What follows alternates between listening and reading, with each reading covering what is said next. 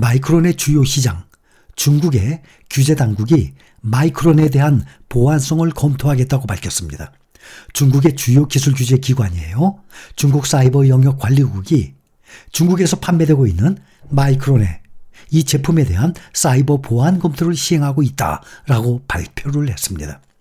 중국은 마이크론이 중국에 판매하는 반도체 칩들이 국가 안보를 침해하는지 여부에 대해서 조사에 착수한 것으로 알려졌습니다. 이 같은 소식이 전해지면서 뉴욕 증시에서 마이크론의 주가가 4.36% 급락을 했어요. 60달러로 기록을 했습니다. 이것은 3개월여 만에 아주 최악의 하루하루 낙폭이었습니다. 중국이 미국 테크 기업을 상대로 최초의 제재에 나서면서 양국의 긴장감은 더 고조될 것으로 보이고 있습니다. 중국이 미국의 수출 규제 완화를 요구할 가능성도 있다는 게 전문가들의 진단이에요.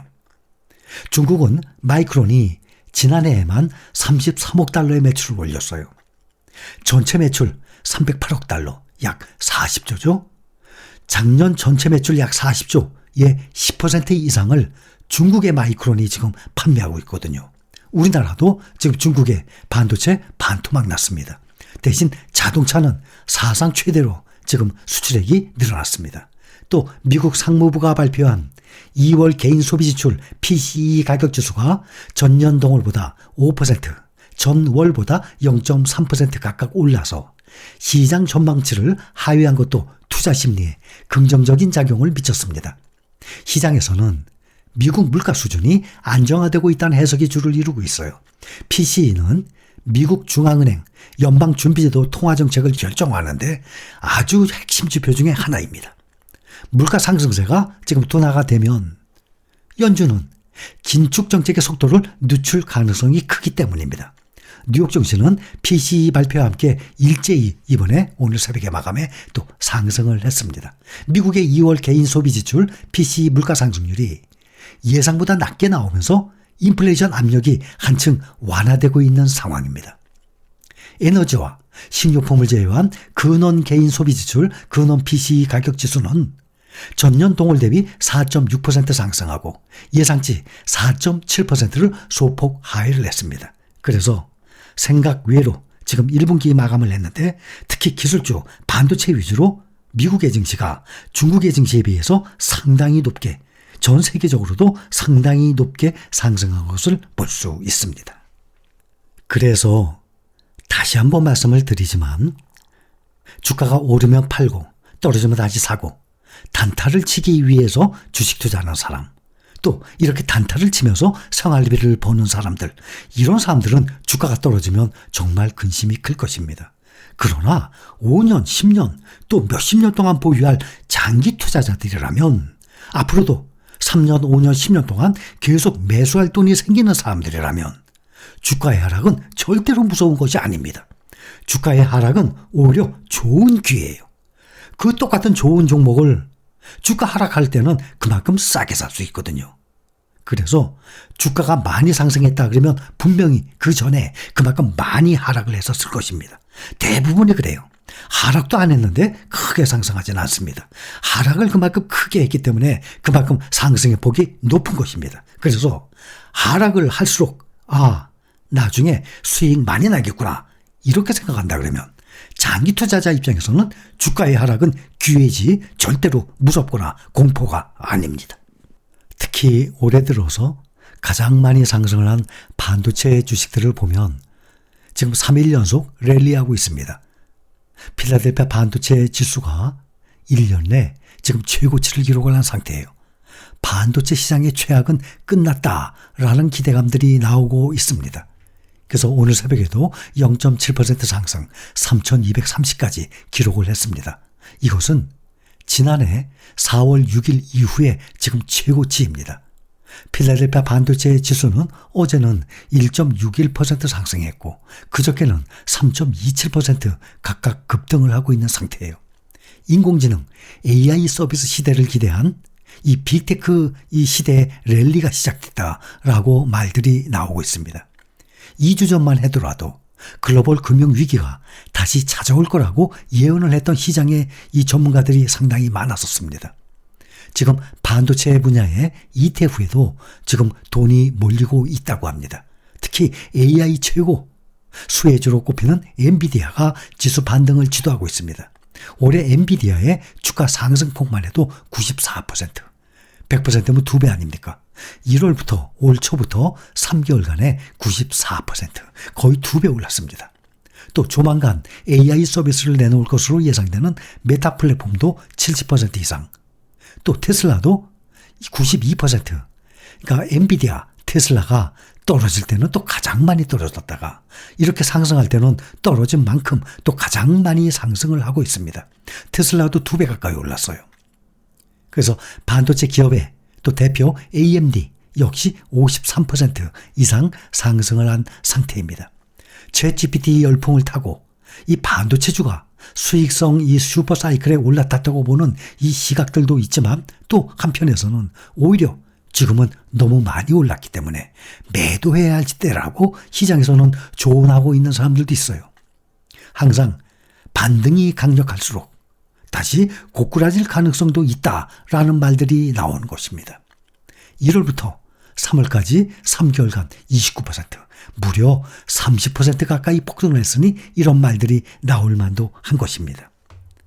우리가 투자 중인 타이거 필반나 연중으로 보면 지금 현재 31% 상승, 에이스 글로벌 반도체도 37% 상승, 필반나보다 조금 더 올랐죠. 반면에 삼성전자 개별 종목은 15%, 삼성전자도 3개월간에 15%면 상당히 많이 오른 것입니다.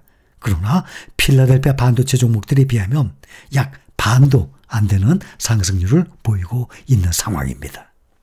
그리고 여러분들이 꼭 명심을 해야 될 것은 이런 작년 같은 하락장, 작년 같은 이 하락장은 기회였습니다.